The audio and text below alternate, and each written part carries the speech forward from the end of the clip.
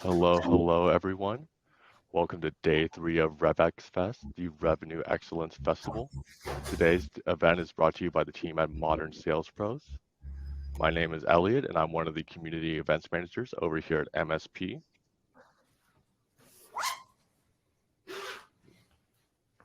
For those of us who possibly aren't familiar with the community, Modern Sales Pros is one of the world's largest and highest quality community for those in sales management, sales leadership, sales and revenue operations, and sales enablement, aka our modern sales pros. Our mission is to create an environment for our members to answer the toughest revenue questions out there. And so now on to our amazing sponsors. Big thank you to our sponsors that you see on the screen for making RevX Fast happen. To learn more about these incredible companies, please click on the Sponsors Booths tab at the top of this events page. And also make sure to check out our jam-packed agenda by visiting the agenda tab at the top of this page. You'll see our full schedule of events for the last day of RevX Fest. So our agenda for today, I'm just going to go over some housekeeping notes. Our fireside speakers will then do intros and so our event today is being recorded. If you have any questions for our panelists, please use the Q&A function on the right side of the screen. Chat is wide open, so please use that function, interact with each other, connect. Make sure to check out all our amazing speakers and sponsors by navigating through the tabs. All right, so let's get into it. I'm going to pass it off to Ted now, and he can intro all our amazing speakers. Take it away, Ted.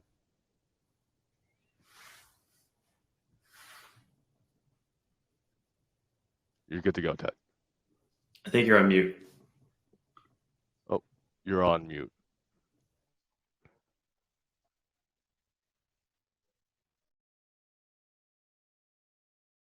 Nope, nothing. There you go. All right. Sorry, I think glitchiness maybe on my end. I was joking earlier. My internet went out in my house. All right. Hear me all good now? All right. I was joking. My internet went out in my house earlier, so I had to rush to my co-founder's house, and I'm back in a startup garage. So moving back into the startup garage mode, but excited to actually be a moderator on this panel. For some background, I'm the CEO and co-founder of WorkRamp. WorkRamp is the all-in-one LMS for all of your learning needs. And so for this audience, revenue enablement is one of our top personas that we work with. And so if you have any more questions, you can visit us at workramp.com. But we are really here to actually talk to these four other amazing folks. We have Adam, Ross, Mark, and Thomas. We're going to start off with introductions. So I'm going to ask them to give a little background about themselves, their company, and a fun fact many people may not know about them before we kick off. So Adam, why don't you kick us off here? Great. Hi, I'm Adam, co-founder and CEO of RevOps.io. We speed up your approvals in your deal desk and help you save thousands of dollars on renewals, expansions, and new business, all by reducing the need for going to your legal team. So we are a CPQ built for product-led sales teams. So fun fact, I love to make desserts, especially ice cream. A few years back, I could not figure out how to make ice cream without milk. And so I got obsessed with making these alternative milk-based ice creams. If there are any food nerds in the audience, I have some recipes to share. Hint, it's about walnuts and pecans. Awesome, Adam. Mark, let's go to you next. You got it. All right. Pleasure to meet everyone. It's Mark Schottmeyer here, co-founder and co-CEO of the company of Captivate IQ. And we help companies transform their largest sales expense, aka sales commissions, into a business driver with agile commission software. A little bit of background on myself. I live in Los Altos, so I'm in the California side, but have two kids, wife, been born and raised in this area, and I like to go hiking. And then a fun fact about myself, prior to co-founding Captivate IQ, I went on a 48 state road trip, 18,000 miles, 2.5 months. So if anyone's looking to do a kind of a nomadic lifestyle for a little bit, happy to give you tips. That's amazing, Mark. Ross, let's go to you. Awesome. Hey, everyone, can you hear me? Just making sure I'm figuring out this platform. Thanks, Ted. And yeah, thanks for having me here. Excited. So I'm Ross Rich, CEO and co-founder of Accord. Accord's a customer-facing collaboration platform for B2B sales and onboarding, where you can hopefully win and onboard your customers faster in a collaborative workspace. Fun fact, I guess we were talking about this a bit before. I used to be a rapper, did some rap stuff before, was in the music industry. So if you can dig up some embarrassing videos of myself on the internet, that is very likely. So if this session gets boring for any reason, you have that to fall back on. Ross, that might be the Q&A session for us, is listening to you rap. So we'll go to Thomas. Sales freestyle. Cool. Hey everyone, I'm Thomas Schivoni, CEO and co-founder of Calixa, or a product-led sales platform. We help you identify net new mid-market and enterprise opportunities in your inbound funnel. We take your product data, your sales data, and unify it so that your sales and go-to-market teams can figure out who to talk to, what to talk to about, and close deals. Who the heck am I? I'm a startup guy. I've been building startups for the past 15 years. Love it. It's the thing that gets me excited. Fun fact about me, I'm going to steal Adam and Mark. Quick one, in 2020, I probably bought over 150 pounds of flour because I was baking nonstop during COVID. The other thing was the most fun travel thing I've ever done is I traveled probably about 20 baseball stadiums one summer going across this country. And so I think traveling across the US is one of the best travel experiences because this country is just super fascinating. So anyway, that's roughly me. Back to Ted. Awesome, Thomas. And other fun fact, we randomly met last night for the first time heading into this, which is totally random. All right. So, our topic today is tackling existing sales tech markets with new solutions. But I'm going to start with two of the folks here who are in what I call older categories. Adam is in CPQ, Mark's in the commission space. And so they both had to reinvent a pretty old category. And so the question I had for both of you, and we'll start with Adam, is how did you reinvent your category? How did you enter the category, reinvent it, and take it by storm? Go ahead, Adam. Yeah. So, I mean, it's great to tell us a quick story for the background here, like why are we solving this problem? And that's really where we start to develop what are the competitive advantages of it. So when I was actually at a company called Twilio many years ago, we were faced with these buy versus build decisions. Should we buy for our CPQ? Should we build for our CPQ? Should we buy for our deal desk? And so forth. And we started to deploy a bunch of tools in the process. And as we put it all together, it was just this continuous improvement model of taking out tools, putting in new tools, keep improving it. And there just had to be a better way. There just had to be a better way to put it all together with a single solution, or at least a solution that connects all those solutions together. And so that's how we thought about the problem. Is it's a workflow across many different users and personas within a company. And how does it get developed and deployed? And it works for different scales of companies. So we started to build something around that wasn't as brittle to understand, and that we thought about the user and developed a different model for it. So we now actually can focus with our customers on KPIs versus trying to put it all together. It's not a year-long project to build. It's let's focus on the KPIs we're going to push forward. Time to approval, helping you increase the number of approvals while you're increasing the size of your sales team and not slowing down. So these are great metrics that we've kind of spent a lot of time building the tools around so that it is a simple solution, not something that's rather complex.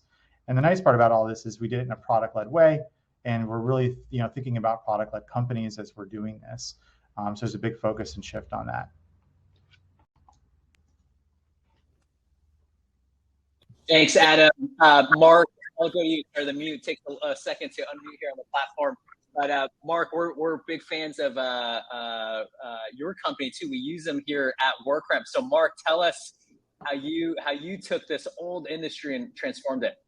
Yeah, for sure. Thank you. And thank you obviously being an awesome customer. So I didn't actually know what RevOps did, Adam. And it's funny, as Ted mentioned, our space is quite old. But what people don't realize is that both CPQ and commissions can kind of point back to a company in the 90s called Trilogy Software, which actually did both at the same time. So kind of puts a date on this industry and going back to that trend. But I think the thing to kind of remind people, if you think about what software was back then, you had this big monolithic way of selling that really only catered to the enterprise because infrastructure cost was very expensive. So in the last 10 years, a lot of improvements around infrastructure has enabled a lot of segmentations that just make it much more affordable to serve. And because these industries are much more, or these segmentations are much more pointed around owning the solution versus leveraging big SIs to basically customize these big behemoth softwares. I think the shift around how you design software went from trying to cater to an SI to now catering to the underlying user. And so in the last 10 years, many people like myself, about 40% of our company come from the problem of commissions. And we just got really frustrated using existing solutions where you just didn't feel like you owned it. And so we just thought about building a solution we would have used, taking the best of what we think we're already using today, which is the spreadsheet-like element, but wrapping it around software that allows you to scale more easily and effectively. And so I think that in combination with just modern principles of designing software, you're using a cloud-based system, you're using modern things like API connections that help you connect your data more easily. I think it's just been a confluence of all these factors together that has enabled us to tackle the space and kind of do pretty well so far. Well, Mark, I remember running sales commissions myself in the early days of WorkRamp, and your tool really has transformed how it was done. I remember using Xactly back in the day, and really liked how you've disrupted the market too. So kudos on that too. Let's go to Ross and Thomas. Both of you are, I would call it newish categories actually. And so tell us a little bit more about these newer categories. How did you go to market with them? How did you kind of build the categories? What have been the biggest challenges? Thomas, I'll start with you. You were giving me a little bit of this background last night because I was so curious. But Thomas, why don't you share with the crowd how it's been? Yeah, I mean, it's been great. It's just, it takes some time. So I'd say when we started about 3 years ago with the idea, it starts with a lot of storytelling, narrative, and like opening people up to what's new and what's possible. And I think a lot of it helped. A fun fact that I didn't share was I actually worked with Adam at Twilio. One of the fun facts is to tell stories from, say, hey, this great public company, how they use this product-led sales motion and what tooling was needed to identify hot deals in their existing self-serve funnel, and what's the tooling we built and how did we use it. And so it's really great to be able to tell a story based on, hey, this tooling that we built internally should actually be something that all companies with a self-serve funnel have. So like grounding it in the story of successful companies. And this is true, you talk to somebody, anyone at Dropbox, and people at Airtable, everyone's building tools like this internally, but fundamentally, all companies should have this. All companies should have the ability to understand how customers are using the product, what's the sales data associated with, how do you prioritize and have the right conversations with your customers so that you can be relevant and close them. And so what's really nice has been the transition from this evangelism to the market waking up to it. And so it was really cool how I can see this happening. I'd say about a year ago, we were talking to a large product-led company, thousands of employees, and we hit a buzzsaw in Salesforce land. They said, no, everything has to happen here in Salesforce. A year later, that same company's coming back to us and saying, we need to do this product-led sales thing. Where is it best? I need the optimal interfaces for my team, the workflows, whatever it is. And so just if you tell the story long enough, if it's compelling enough, and there's actually a real good, valuable story there, people are going to want to hop on the train and do something new. And we're even talking to sales leaders who are saying, I don't want to work at another company that is not built bottoms up. You're always going to have an enterprise motion as well. We're not saying that's going away, but fundamentally having that bottoms up flywheel that you can layer a sales assist motion on is so critical for the future of B2B SaaS. So you're totally right, Thomas. When I worked at Box as a sales rep early in my career, and those bottom up leads were the best. And so if I had a platform then, I would be a lot richer now. So Ross, let me go to you. Same question in terms of your category, really defining it for the first time, in my opinion.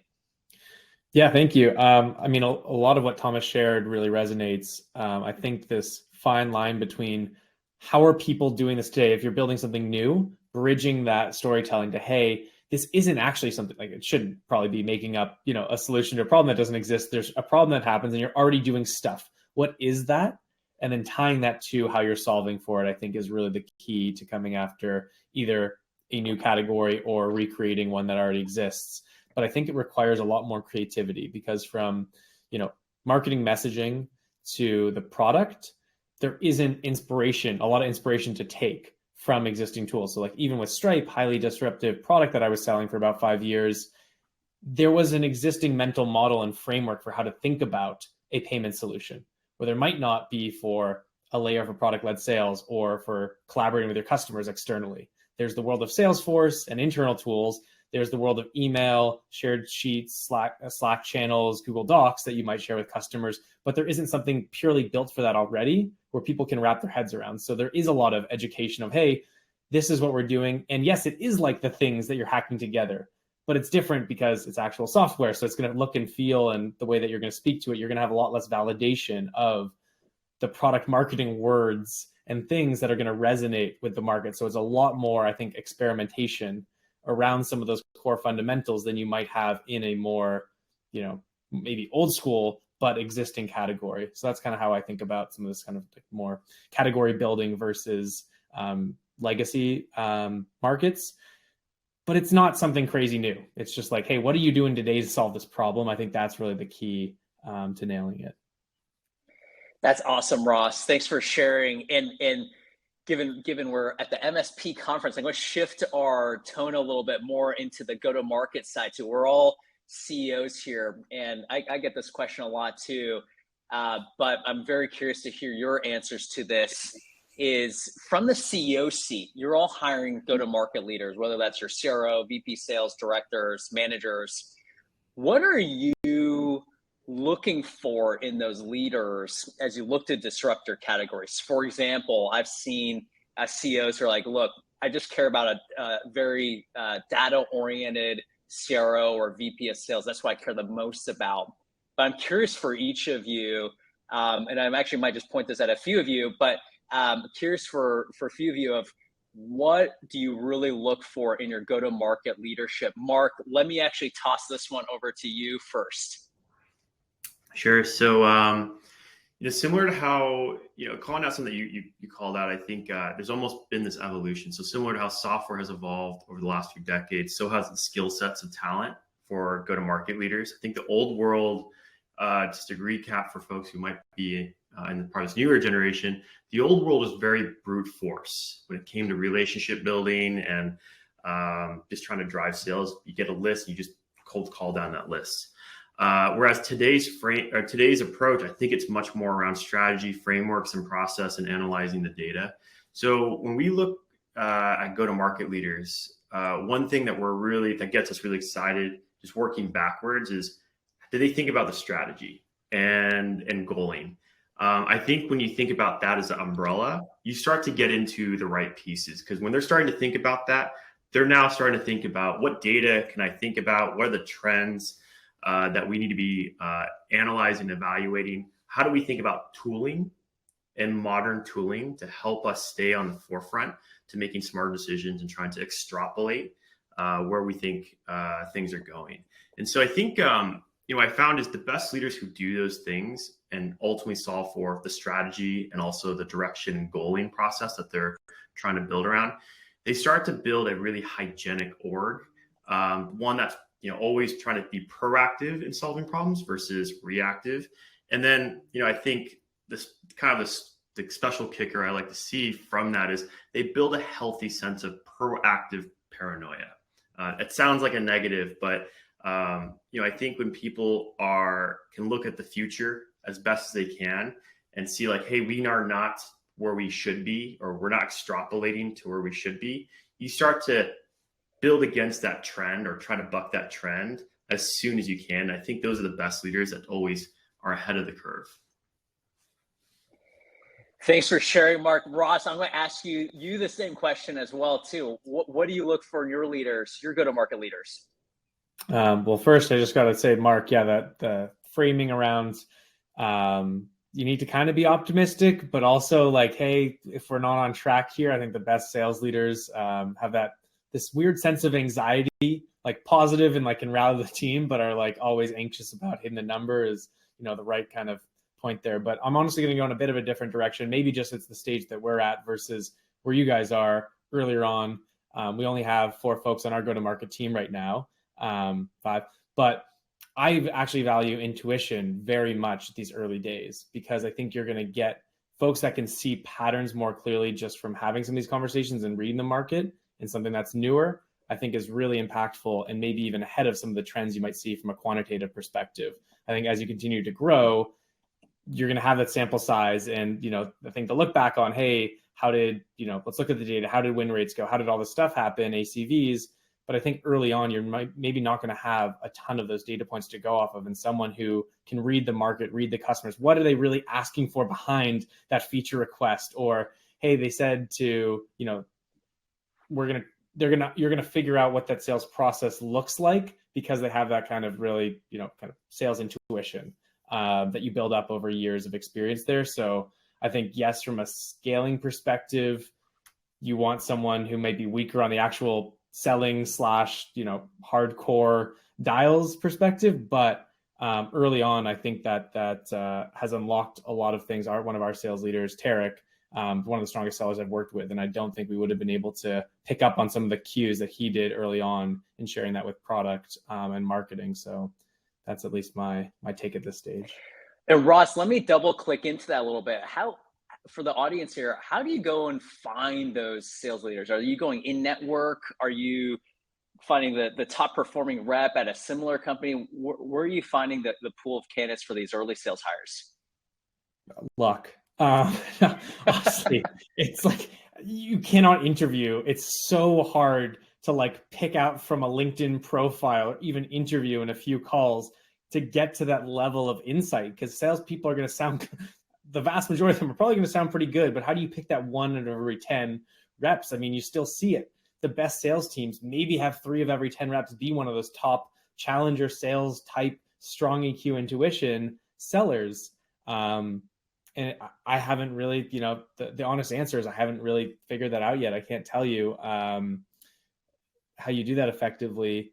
I think there are some things that you can look for maybe from a background perspective. I think someone that has, I've seen this pattern, someone that has founded something in the past, done something themselves, and has that extreme curiosity and drive, even if it's small. It doesn't have to be another technology company in the same space, could be like literally a landscaping company when they were in university or high school. Someone that's gone out and done something like that, I think is a really good signal. And I've seen consistently from these top sales leaders, especially like top rep or managers coming up, have that in their background. But that's like, yeah, one of the few data points I think that I've picked up that kind of, leads to that heuristic. I'm really curious. This is such an interesting topic. I'll probably ask this to the group, but I'll come back to this main questions. Are there any things in your interviewing that you drop in, whether it's a role play or some specific question that really gets to the type of leader you're looking for? For example, everyone makes fun of me internally. I love performance-based interviews. I had a lot of them when I was coming up, where I love doing role plays, and I'll do it for any level, like C-suite down to ICs. Is there anything big that anyone has that's a really cool tip? Maybe Thomas, if you want to go with that. Yeah. No, I think fundamentally you have to simulate some sort of like working relationship in any interview process for whatever role it is, in some way what it's like to do work together. And so if it's a sales leader, it may be, thinking about our go-to-market, the strategy we're going to set up, how we're going to structure the team, anything like that, where we're like, hey, I'm going to be an open book. I'm going to share everything you need to know about my company. So it's good for them from a learning perspective. And then you get to see how they synthesize information, how they work with you. And yeah, you need something like that. Kind of to Ross's point, like salespeople are going to be good at selling themselves, right? So they're going to come off polished. And so you really need to do some work to like unpack, like, hey, what does it work to like to work with them? Maybe they're great people. Maybe you don't like working with them. That's another thing you can kind of also figure out. That's great, Thomas. I'm going to go back to the question, actually direct this to Adam in terms of what, Adam, you look for in terms of sales leaders as well. Same question to you. What are you looking for in terms of your sales leadership? Yeah, so we're selling in a specific category where you have to think about a bunch of stakeholders working on different various parts of what they value, of what would work well when we put it all together. And so it really helps to find people who have felt the pain in one area of a company. So if somebody has worked on a CPQ implementation or worked in these different parts of the company where they felt that, we find that they make great candidates with the other factors alongside. I want to echo Ross's point, which is like looking for people who have a startup background. There's a common area where we, in our interviewing process, that we look for, that we're trying to evaluate, is if someone is faced with no resources at all to get something done, what do they do? What's the scenario that they're trying, and how do they approach the problem? So those are big areas where we try to make improvements on it. I think we had our Ted drop off here. Oh, you still? Sorry. Oh, there we go. Back? Ross. All right. Ross. Cool. So, overall, like I've been extremely excited around the role play motion, which helps us understand exactly, when they're faced with those lack of resources, how do they navigate it? And it's been successful with our interviewing process. These are also very common techniques that we can, from a go-to-market leadership perspective, we can take from learnings of other kinds of interviews and other kinds of roles in companies. So I think support is a great example of somebody you're trying to hire for in a company. And what we do with support, we put them through a process of writing documentation and literature. And we brought that into our marketing and our sales types of hiring and had them do some narratives. And that actually helps us see what they're going to be like when they're faced with conversations or more complex challenges in the back and forth process with customers. Thanks, Adam. And I love how you like to propagate the role plays like myself. So thanks for sharing that too. Let's switch gears a little bit to something that's probably top of mind for all of us right now, which is the slowdown, right? I think we're coming up against a global recession here, got crazy inflation. It's tough to sell out there. And I'm really curious, I'd love to hear from the room here, the virtual room here, about how you're adapting not only your companies, but mostly your go-to-market motions to this new environment. And I'd love to get into specifics, like maybe one or two things that you can actually pinpoint. Hey, I'm doing this differently than maybe I did 6 or 12 months ago when cash was falling from the skies and anybody who could breathe could sell your products. So I'm very curious to see what the change has been like. I'll start with Thomas on this one. Thomas, you want to tell us a little about how you've changed your go-to-market perspective since the downturn has really hit hard? Yeah, I mean, I'll take this 2 ways. One, as a company, it's just like really looking at budgets, being smart. What are the must-have hires? And I think it's just being a lot more thoughtful about the inputs and the outputs. But I think everyone's doing that. I think one of the key things that we're doing is like figuring out the narrative we need to tell with our product. And when you think about what we're offering, it's about sales efficiency and finding revenue. And so really harping on that in the storytelling to like respond to the market dynamics. And it's actually pretty cool. I was like talking to a public company CEO last night, and he was telling me like, hey, Thomas, like, I'm actually really excited about your product because we actually overhired on sales. They were not efficient. I think we can get more out of our team by enabling them better. And so that type of narrative gives me confidence in sort of how I'm positioning my product, how I'm talking about my product to the market. I might have been talking about it other ways and maybe be telling this very big vision and story. And now it's a lot more tangible and tactical and thinking about specifically about the values connected to the current market dynamics. And so that's been pretty successful. Obviously, we'll see what, H1 next year is like. But overall, I feel, at least for our product and for anyone selling software that makes, which I think we all are, making that people more efficient, more capable with what they already have, I think we're in a good position. Love that, Thomas. Let me go to Adam for that question as well too. Yeah, I like to look at the before and afters a lot, like what happened in the market, how has it changed in the market, and like what's the buyer persona like and how have they interacted. In our part of the world, like they get budgets at the beginning of the year and then they kind of manage those budgets throughout the quarter by quarter. And around 6 to 12 months ago, these types of people who were thinking about purchasing solutions, the mentality about like how the growth of that company was supposed to function was around grow at all costs, keep thinking about scale, keep thinking about repeatability in their process. And so their purchasing decisions and their purchasing requirements were very different than they are today, where it's about how do you drive immediate value with what you're purchasing. Every dollar is now scrutinized 3 times as more as it was then. And so that kind of process means that this is an opportunity for businesses that are thinking about more of like, can I internally understand how this is supposed to work, be able to demo it to a few stakeholders inside of my company, and then be able to bring in the sales team from that company and do a sales assist to bring in some larger, the force in the go-to-market side that actually helps them close some of the larger deals. And so before we actually had a lot of people who were signing up for our product-led motion, where we would monitor the inbound, we'd monitor the traffic and see who is hitting certain signals, thanks to companies like Thomas's. And we would also include a lot of these different integrations into like high touch in our stack. And so that would actually help our sales team figure out what's going on.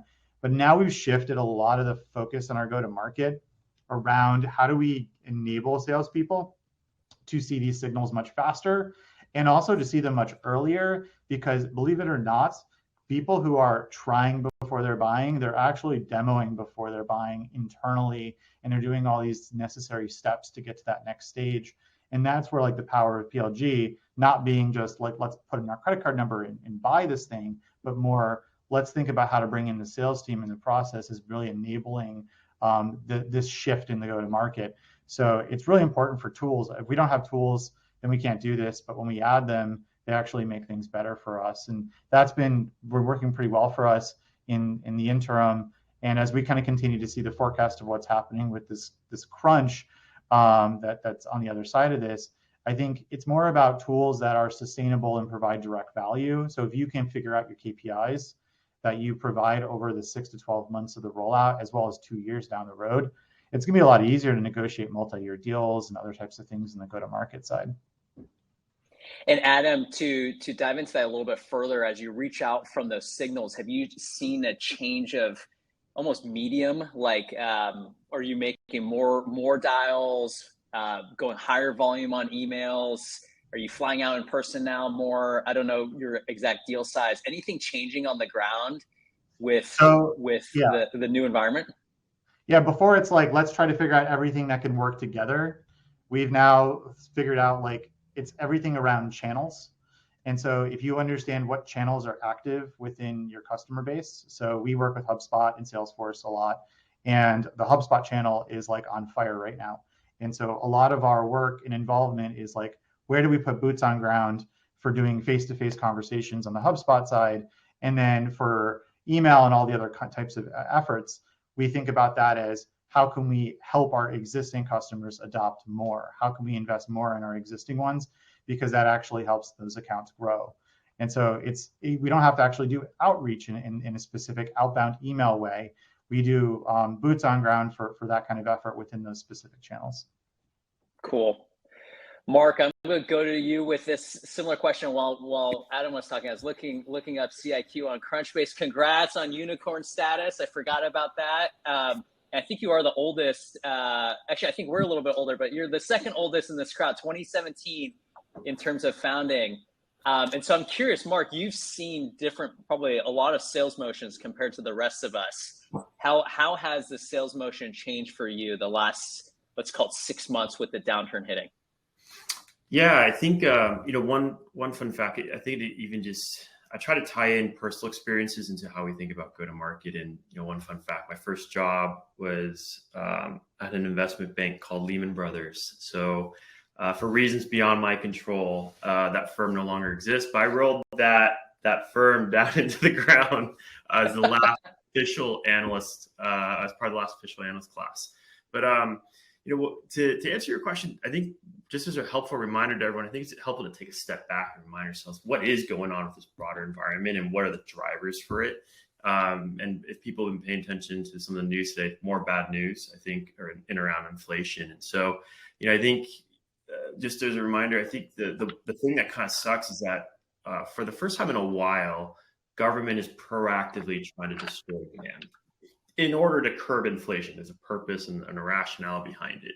And I think when you think about that driver and how long it will take, you sort of need to play out longer term. You need to have short-term strategy, but also, frankly, with especially the bad news today, longer-term strategies are going to help you think about resilience. And so the things that we think about, we're trying to think about, well, this looks like 18 months, 2 years, probably. And again, it keeps getting extended, which is not great for anyone. But the things that come to mind, I think Adam is spot on with, you got to think about messaging, cost savings, sales efficiency is much more top of mind nowadays in terms of keeping those dollars in-house, or as much of those dollars in-house. And so we've spent quite a bit around time refining that and getting that message out there. We've been spending more time around diversification. I think if you think about the last 5 years, the markets that are the markets that had the biggest bull runs are the markets that are also hurting the most right now. And you're seeing it kind of be a bloodbath. And I think it would kind of be wise to think about, how do you hedge against that? If you are only exposed to tech right now, you're just going to see prolonged pain. You're just going to be banging your head against the wall every quarter. Why are we missing our goals? Well, frankly, because everyone in tech is just looking at the markets and being like, ugh, this is ugly. So, the things that we think about internally, we're thinking about segmentation. We're thinking about verticals. We're thinking about geos. Which ones are the most resistant in this market for the next 12, 18, 24 months? It goes without saying, you mentioned we've seen a couple cycles at this point. And I remember COVID.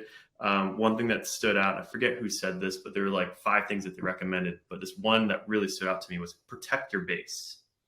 It is incredibly important, more than ever before, to keep the customers you have and do what you can to keep them happy, satisfied, because losing that, you're just giving free wins across, versus it is going to be harder to acquire net new customers. So do what you can in around that.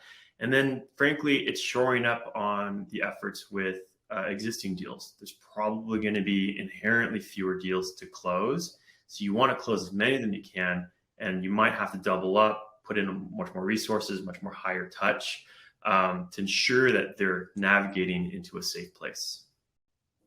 So actually, I have a follow-up question, actually 2 follow-up questions.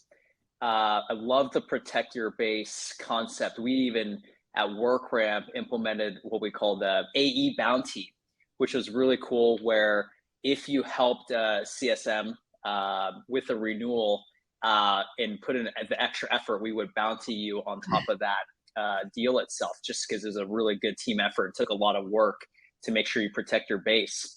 So I'm curious, do you have any specific tactics that you would recommend on protecting your base, whether that's hey, dropping the ratios for your CSMs in terms of TAM under management, more CSM, just hire anybody you want there? What are you doing to protect the base from a specific standpoint?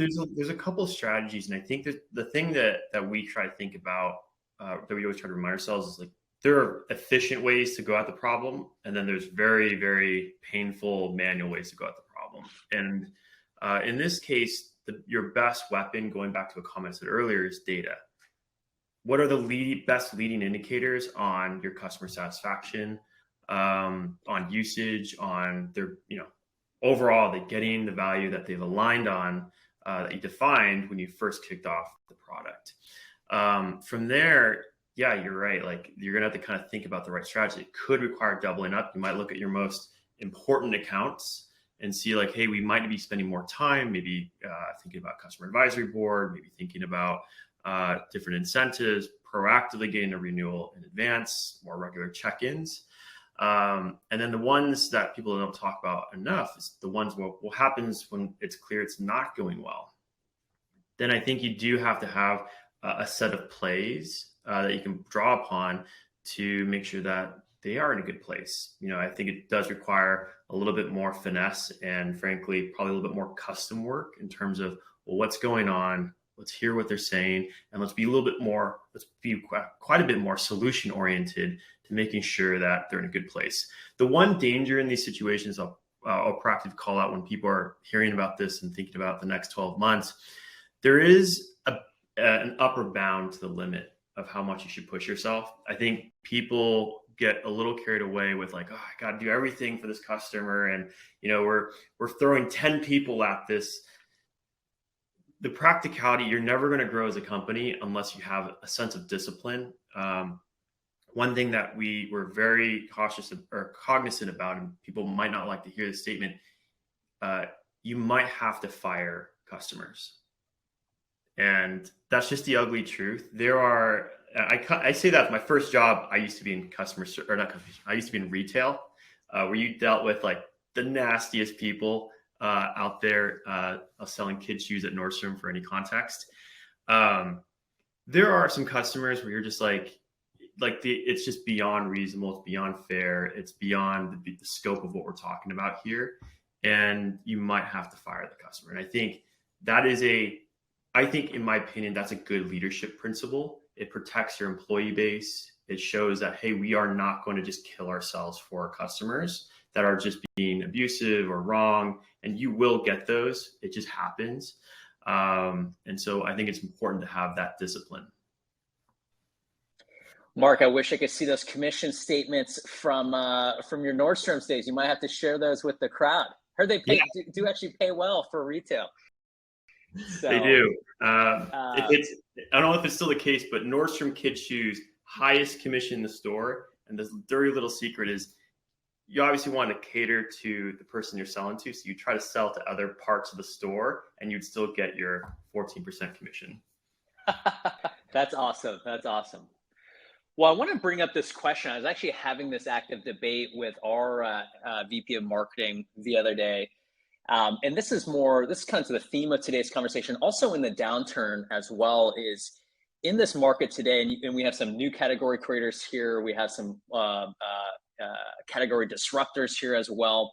And our debate was, hey, what is the trend in terms of how we sell? For example, if you look at a website right now, scouring like 30 of our adjacent companies' websites yesterday, is I see some selling more through product, kind of this like PLG motion, Thomas, that you probably subscribe to.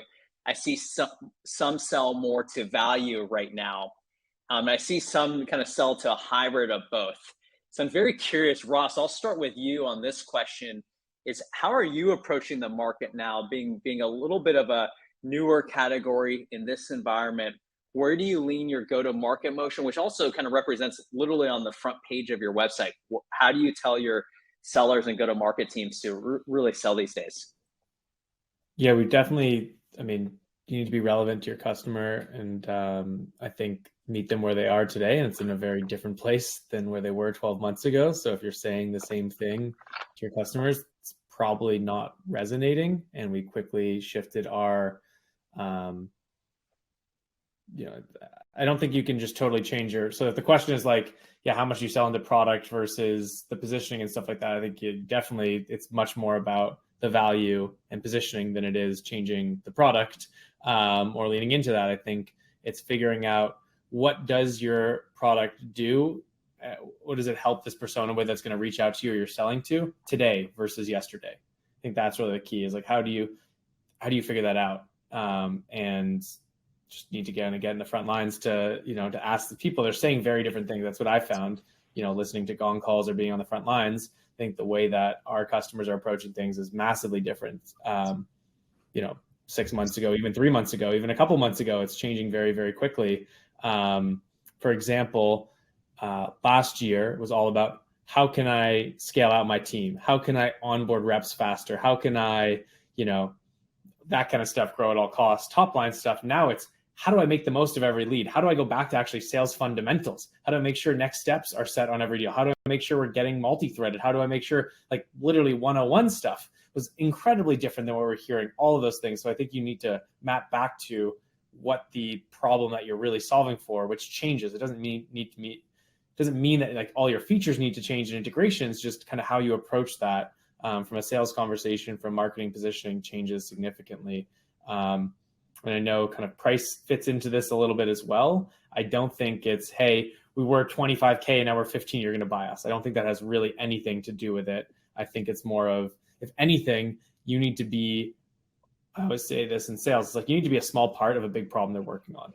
Being the whole solution and fixing the whole thing isn't going to matter, because it's probably, if you can fix the whole thing, it's probably a small business problem that's going to get deprioritized. The thing that's going to get prioritized is, how can I fit into the strategy that Ted has for our organization today and for 2023. So that's kind of how I think about all that kind of stuff. Thomas, great answer, Ross. Thomas, I'm very curious to get your take, because you live and breathe PLG. And in terms of your motion, do you lean heavy into product features because you have a lot of, let's call it, sexy features that you can sell that people haven't seen before? Yeah, I think a couple of things. I think when you're doing new markets, sometimes you can get like a little too into yourself and you don't think about the customer. So how do you express your product in a way that they can relate to, that you're telling a narrative, and maybe something that you think is really important, that you think is differentiated, actually doesn't matter to them, or is confusing the thing. Like I'd say one of our things in our category is, like, a lot of people talk about getting product data in front of sales. Critical, but that's not the story you lead with. We lead with, how do you turn signups into revenue? And everyone's like, how do I do that? And then you tell the narrative off of that. From there, though, I think the thing that gives us credibility once people buy into the narrative and the story you're telling is, okay, what is this thing? What is this story? Oh, here are the product screenshots. So I think you hook them with the story, they buy into the world you're telling them about. And then if you don't back it up with the credibility of product screenshots, I mean, we go a step further. Our product is not naturally one that is product-led. You can do it. We have startups, I would say, below 25, 30 employees, people adopt our software, do it on home. They can connect everything. It's self-serve. For a larger sales organization, it's going to be a consultative sales process. But the credibility we get from the ability for you to sign up, there's a real product there, it's self-servable if you choose, goes a long way. And we've had sales leaders say, like, oh, this is not vaporware. You're telling me this story and you have a product, so let's engage. I think that's like not an intuitive thing. And it is probably a drag on our organization's velocity to always be thinking about how we can make it easy to use and self-servable. But I think in the long term, it sets the right signal. And fundamentally, I think these companies want to self-serve as much as they can on your platform. It just might be the initial onboarding that is more involved and consultative for a larger sales organization when you're deploying across 100 reps. Totally makes sense. Love that answer, Thomas. Hook them with the story, then sell them with the product. Great answer. All right, we're going to go to our last question / section. This is our rapid fire section. I love these in podcasts that I listen to, so I had to bring this in for the panel since I got to choose the questions, which is great. All right, so I'm going to do 3 rapid fire questions. I'll go one at a time and go around the horn. First one is your favorite sales tool that is not your own. Mark, let's start with you. Yeah, I'm a big fan of, nowadays, especially at the altitude I operate on. I'm a big fan of Gong.io. It's the one I use. Just helps me understand from what everything's going on from afar. Love it. All right, Adam. I love high touch. All of our data is everywhere in every system. It's so helpful for working with the different teams that we have at the company and just making everything connect together. Ross? Yeah, I'd have to say, I was just unmuting. I have to say HubSpot, just how integrated everything is from anything we do on the marketing, sales side of things. One platform for many pieces of the business is super helpful. Awesome. And then Thomas? I'm going to echo Adam and go the data warehouse and reverse ETL as a category in general, just getting access to data and empowering sales organizations with that data. It's funny to think of as a sales tool, but it's a huge unlock for sales organizations. Love it. These are great tools. I don't even know about high touch. And Mark, with Gong, you're right. I feel like sometimes I know better than most of the sales leaders at our company. What's going on? Just looking at the main dash. Great tools. All right. Next rapid fire question. This is a personal preference. What is your favorite part of the sales process? And these don't have to be your actual stages, but discovery, demo, negotiation, or close. And maybe even tell us why it's your favorite. Mark, you go ahead first again.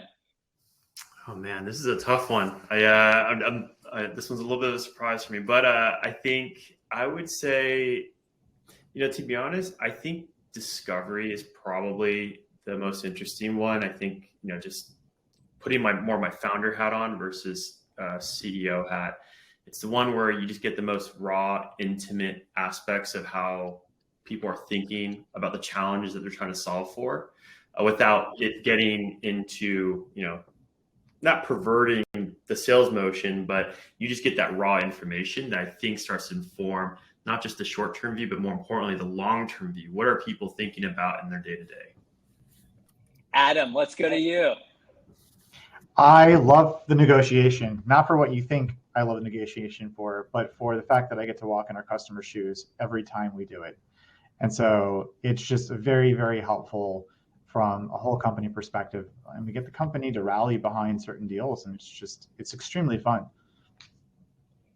All right, let's go. Ross, how about you? Favorite part of the sales cycle? Yeah, mine's disco early on. That's when I think deals are won or lost. So I think that's definitely takes the cake for me. And Thomas, you could close us out on this one. As a seller, discovery is like the best thing ever. It's the thing that gets me exciting. Talking to customers, solving their problems, figuring things out. There's nothing better.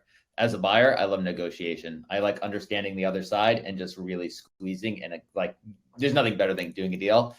But that's as a buyer. As a seller, it's totally being as close to customers and their pains. It's the best.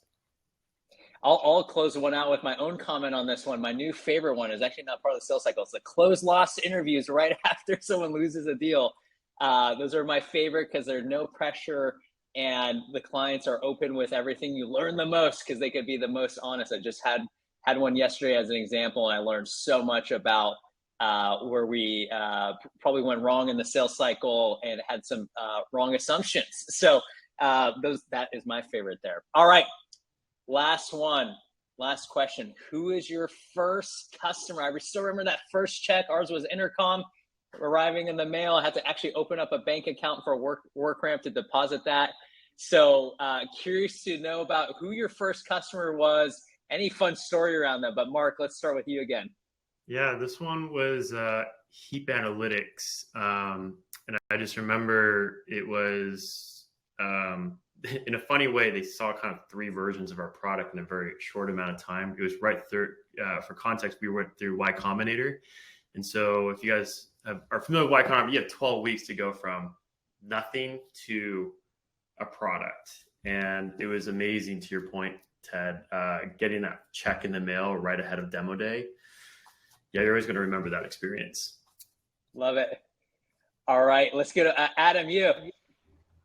Yeah, I want to give a big shout to Product Board. This was fun 3 years ago when we walked into their office to show them I want to say it was 50% of the way there prototype of what we were working on. And they said, can you just add this one thing and we'll buy it? We're just like, amazing. This started the whole process for us. And we were really excited, and we got to partner with so many great people over at that company and be part of that story with them. So fantastic. And you guys should use Product Board if you're not, for all your SaaS products. Awesome. Ross? Yeah, our first customer was Figma. Started out as a design partner. A few of the top reps were looking for ways to collaborate more effectively with their customers, and grown with them over the last year or two. So yeah, it's been. Did they pay you in shares, equity? Or I what? wish. Yeah, wish we converted that back in the day. But honestly, at the start, this was like a few months into building the product, and like, oh man, if you saw it, today versus yesterday type thing, we definitely launched early and we're embarrassed with our first product, and the fact that they put that in front of customers and really leaned into building the thing together, super grateful for, and really helped a lot of the direction of the product. So yeah, really important, I think, to get those early aspirational customers. Everyone obviously wants to be up to the right and sign a lot of deals and get a lot of revenue, but I bet you all of us wish we could probably go back a few years and think differently about how we did product development with certain customers, and been less focused on growing at the very beginning. So yeah, super grateful for them. Thomas, let's close out with you. Netlify, early design partner, just had a couple reps and an embarrassing product, like Ross said. And then, now we're at the point we have 75 reps in there on their side. And it, gives us the confidence to go from like, you're getting it for free as a design partner, like, look at all the value you're going to unlock, and let's sign a long-term deal, which that just feels great, because it's like, we found the problem, we built it, and the people are actually using us. They're not paying us because they're doing a favor. They actually have reps in there working every day. So nothing better than that. Perfect. Well, Adam, Mark, Thomas, Ross, thanks so much for being on this panel. This was really fun. And thank you to the attendees for checking us out. Elliot, we'll hand it back to you. Awesome. Thanks, everyone. I'm back. Just want to say thank you to our attendees for coming to the session. And thank you to Ted for moderating, as well as Adam, Mark, Ross, and Thomas for your participation and all those valuable insights that you shared with our community here today. Next up, we do have an event starting at 12. It will be Growing Pains, Sales Leadership at an Early Scale. All right,